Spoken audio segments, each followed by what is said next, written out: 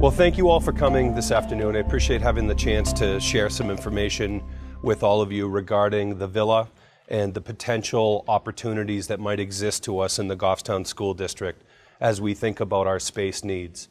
Just to set a little bit of a context, I think everyone's aware that several years ago, for 2 consecutive years, the school district put forth a $15+ million bond to renovate Bartlett and Maple Ave. Right now, we have old facilities that are overcrowded. We have kids in non-instructional spaces, kids in hallways. We have portables at each of those respective locations. And the nature of that bond was to improve the facilities and to have space sufficient to meet our instructional needs. The bond failed twice. I think people in the community of Goffstown understand that we have space needs, but given the fact that building aid from the state of New Hampshire, which we used to get 30% reimbursed costs from the state of New Hampshire, no longer exists, the community let us know that the cost was too much and the timing wasn't right. We have a new opportunity to consider now, and that is the procurement of the Villa. I'd like to provide just a little bit of overview of the Villa. The Villa was built in 1916. It has the main school, which is 4 floors. Additionally, there is a separate gymnasium and kitchen area that's called Rosary Hall. In total, there's about 41,000 square feet in the Villa on 31 acres of land that is adjacent to Goffstown High School. In 2008, the Religious Order of Jesus and Mary, which is the collection of nuns that were running the school, who are primarily based out of Washington, D.C., closed the school and sold the school for $400,000 to a parent group called the St. Claudine Villa Academy, which was established as a nonprofit. Last June, they closed the school and are now in the process of selling the school and looking to liquidate their assets to pay off their outstanding obligations. So right now, we have the opportunity at looking at 41,000 square feet of space that could alleviate space needs at Bartlett, at Maple Ave, and also at Mountain View Middle School. And to make it even a little more interesting, the school district is currently sitting on $397,000 of impact fees. And if you're not sure what impact fees are, whenever a developer puts in a new house or a new development, there are costs that go to the town, and the school district receives impact fees, but they can only be used for specific purchases. Expanding our schools would be an appropriate use of impact fees.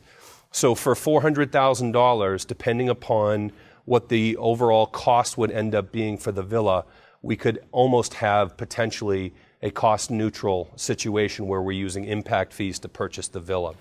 The current property is right here, indicated in orange on this map. This is the 31-acre parcel. Goffstown High School is right here on the left. There are several other properties that are of interest for our discussion. This section right here, 5-61-8, this is a property that's currently owned by the RJM. That's called the Emmaus House. That's about 3 acres and change. Across the street from the Villa, those fields, that's about 8+ acres. That's also owned by the RJM.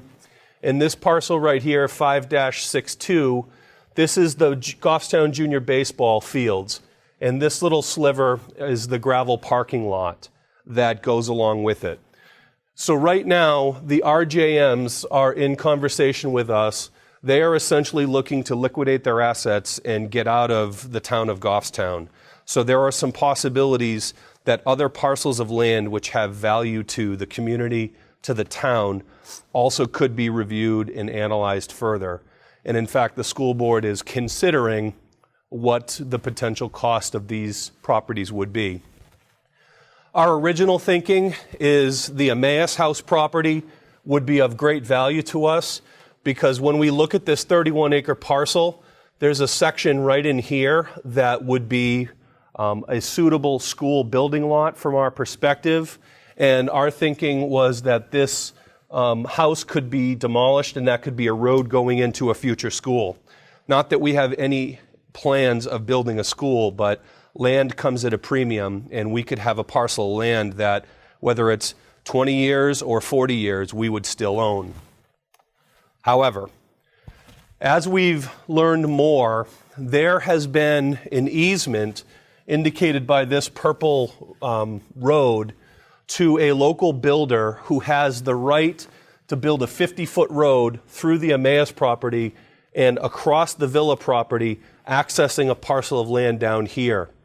Unfortunately, this area was the prime building location that is on this current property.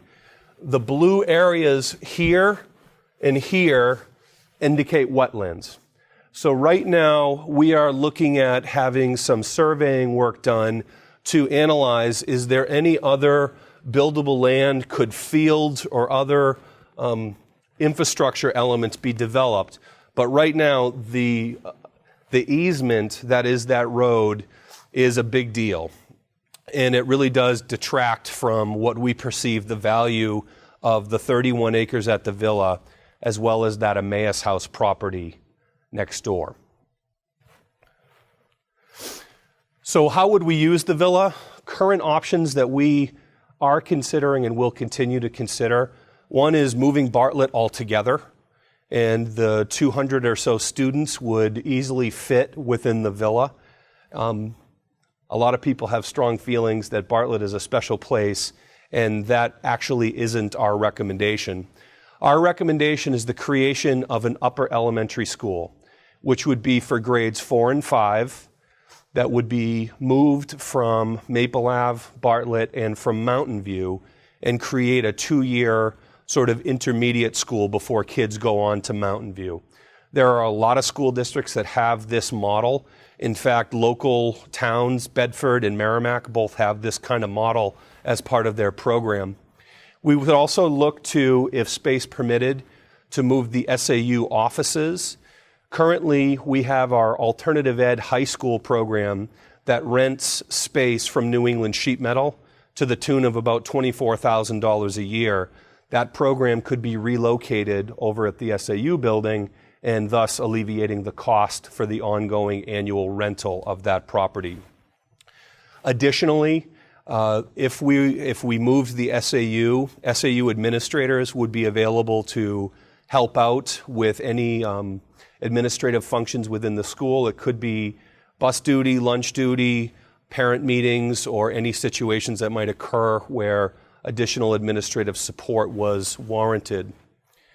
And at this point, we have begun the planning to look at the creation of this upper elementary school. We've gone through everything from curriculum materials and oversight to technology, looking at all elements of our programming, including special education, related services through special education, unified arts, art, music, PE, and all the accompanying elements of a public education that would go along with it. We have started to map out, if we moved 4th and 5th grade, space that would be available for Maple Ave Elementary School, how Mrs. Pishka, the principal, could use that space to reclaim things like an art room, getting her library back into the building, getting rid of her portables. At Bartlett, we have done a similar analysis as we have at Mountain View, and have looked at what we'd be able to reclaim for space at each of those respective schools. So as a 98-year-old building, what does the Villa need? And this really remains the wild card. The actual procurement of the Villa, if it's in the $400,000 to $500,000 range using impact fees for 31 acres of land in the heart of Goffstown, is a really good investment. However, at this point, what we know the building needs from an infrastructure perspective is quite significant. The heating system alone, the St. Claudine Villa Academy was spending over $75,000 just to heat the building. The building is zoned vertically because it was originally built back in 1916 with coal-fired steam boilers that were zoned vertically. So as the steam rose through the first floor, it went to the second floor and so on up through the building. And so different quadrants of the building are zoned that way. The separate building, Rosary Hall, which is around 11,000 square feet, does not have its own heating system and is not independent of the heating system currently at the villa. So we would look at, just from an energy cost perspective, the operational factor of spending $75,000 to heat a building of that size is a major consideration. There is no ADA compliant elevator. There is one elevator in a small shaft in the villa with a door that opens about that wide. We would not be able to get a wheelchair or any other specialized equipment in or out of that elevator for any child who had any kind of a motoric issue. And we would see the need for an ADA compliant elevator as critically important. There is a stairwell that we have established that we believe could be converted into an elevator shaft, but all of that analysis really is in its infancy. If you look at the villa, on the left-hand side, there is an enclosed stairwell that the SCVA put on. They had a capital project that they did a beautiful job, actually, enclosing the stairwell. We would need to replicate that on the right side of the building. Currently, there is an old wooden structure tacked to the outside of the building that in any kind of a mass evacuation situation would be sketchy at best and concerning from a safety perspective. The bathrooms are all very, very old. The fixtures are uniquely configured, is probably a polite way of saying it. The plumbing is suspect, so we would see a need to completely renovate all of the bathrooms. The wiring and electrical, we have just begun to analyze, but we've looked at the panels and the service coming into the school. There are likely upgrades and improvements from a safety perspective that are needed to the wiring. From an environmental perspective, we have not received any reports of any kind. We have looked at the need for potential asbestos abatement. There are what I might define as suspect 9x9 tiles that during the time that they were used were notorious for containing asbestos material. The boiler has insulation in it and around it that likely also contains asbestos. There is a 10,000 gallon in-ground oil tank that was used to burn number 4 heating fuel, which is a fuel that essentially you can't even get anymore or on a very limited basis. But that oil tank, we have not seen a bill of health. We don't know if there are any leakage considerations, if there would be any need to work with the Department of Environmental Services to look at if in fact there were any environmental concerns around that. The windows are original.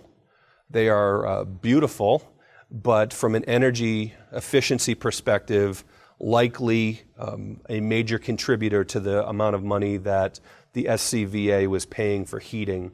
So we would see a need for windows and likely for building envelope improvements, looking at the insulation and some of those pieces to keep the heat out and the warm in summer and winter. Rosary Hall has no fire suppression system, so we would see a need to sprinkler that building from a code perspective and from a safety perspective. There also are improvements that need to be made in the kitchen. The kitchen has been thoroughly reviewed by Mrs. Bizzaro, our food service director. There isn't any kind of a dishwashing system, so we don't have the ability to wash and to sanitize dishes and kitchen equipment that would be important for us from a food safety perspective. And there needs to be an additional egress granted in the building. The fire department, I've had the chance to meet with Lieutenant Connor and Chief O'Brien, and they are requesting an additional door be added for emergency egress. And we believe Rosary Hall should have its own heating system so that if you had a basketball game on a Saturday morning, you don't need to be running the main boiler in the school just to heat up the gym for a practice or a game. Structural changes, walls are interestingly configured at the villa. There are many small office-type dormitory spaces going back to the years when the nuns lived there and when the school was a boarding school. So there were small living quarters, many of which that have either bathrooms in them or adjacent to them. And we would see the possibility as non-structural load-bearing walls of taking walls down and expanding more classroom space. That's work that's currently being done and considered from our architect, looking at what our possibilities for space reconfiguration would be. The space gains for using the villa as an intermediate school for 4th and 5th grade are significant for Maple Ave and significant for Mountain View. Maple Ave currently has 6 4th grade sections. If those classrooms moved, there would be considerable space that would return to Maple Ave for many of the structural programs that were originally identified in the $15 million bond: an art room, a music room, expanded space for special education. Currently, our library is outside in the portable, and it has a unique configuration. The library would return. Mountain View has 8 5th grade sections. If we were to move 5th grade, then Mountain View would realize a significant space improvement. For example, currently our special education teachers at Mountain View don't have their own classroom spaces. They all have desks in regular education classrooms, so that if a special education parent needs to call their case manager, that needs to happen in an alternative location within the building. It would allow for small group instructional space, dedicated space for programs like foreign language and wellness, and many other programs that currently are mobile classroom environments on a cart. At Bartlett currently has 2 4th grade classrooms and 1 district-wide special education program. We would look to move the district-wide special education program to Maple Ave. That would free up 3 classrooms over at Bartlett. There were some other considerations that are still being evaluated. There is an active space needs committee that has been meeting at Bartlett, and will consider options such as perhaps the 3rd grade could also move to the villa if room allowed. We thought that from a continuity perspective, it would be important to have kids at Bartlett for 3 years rather than 2 years before they moved on, but that could be a consideration. And also we could consider the possibility of redistricting and changing the line that determines who goes to Bartlett and who goes to Maple Ave. We might be able to free up some additional classroom in that capacity. Another possibility for Bartlett specifically, we have a $200,000 capital reserve fund that the Space Needs Committee could review and make a recommendation for if there were improvements at Bartlett, such as improvements to our bathroom facilities, any improvements in terms of safety. We currently have our library in a portable. That portable classroom could be moved closer to the main structural building at Bartlett. If we get within 20 feet of the building, we have to provide a sprinkler system. We have to have that from a safety perspective. We would look to do that, and we could actually connect the building with a vestibule type arrangement. So there are some possibilities, and there is some capital available for the possibility of expanding those projects. Our next steps, and actually we had a school board meeting last evening and received some additional direction from the school board. We will update the Space Needs Committee and let them know. We received authorization last evening from the school board to have an appraisal done. Back in 2008, there was an appraisal done that placed the value of the villa and the 31 acres over $2 million. We think it would be important for the community to understand the value of the asset, and as such, the board approved us moving forward with an appraisal. The easement for the road that goes across the Emmaus property, as well as the school property that's owned by Brookfield Investment Group, we have been directed by the school board to reach out to the president of that group, Mr. Monty, and make inquiry in terms of what his plans are for his right to exercise a road at some point in the future, and if he'd be willing to talk to us about that. We're going to have some surveying done to look at not only the 31 acres of the villa, but also the adjacent border that we share with Goffstown High School, and look at, are there portions or parcels of that land that we could think about for either fields or potential school sites or the like, and to really get a sense of, if we had a need for a future school, is there land as part of this that we could access that? We need to determine and finalize the cost of the school. We currently don't have a cost from the SCVA, and we need to find out what that's going to be. And probably, again, the biggest one is, what is going to be the cost of the building improvements?